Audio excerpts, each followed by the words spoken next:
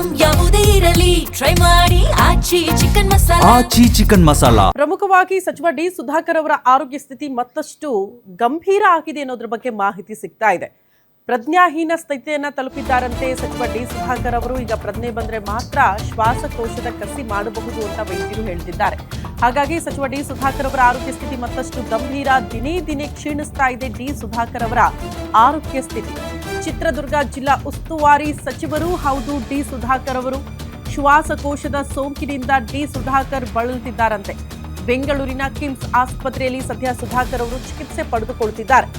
ಕೆಲ ದಿನಗಳಿಂದ coma ಸ್ಥಿತಿಯಲ್ಲಿದ್ರು D Sudhakar. ಈಗಲೂ ಕೂಡ ಚಿಕಿತ್ಸೆಗೆ ಅಷ್ಟರ ಮಟ್ಟಿಗೆ ಸ್ಪಂದಿಸ್ತಿಲ್ಲ ಅಂತ. ಡಿ ಸುಧಾಕರ್ಗೆ ಪ್ರಜ್ಞೆ ಬಾರದ ಹಿನ್ನೆಲೆ ಶ್ವಾಸಕೋಶದ ಕಸಿ ಮಾಡೋದಕ್ಕೆ ಸಾಧ್ಯ ಆಗ್ತಾ ಇಲ್ಲ ಅಂತ ವೈದ್ಯರು ಹೇಳ್ತಿದ್ದಾರೆ.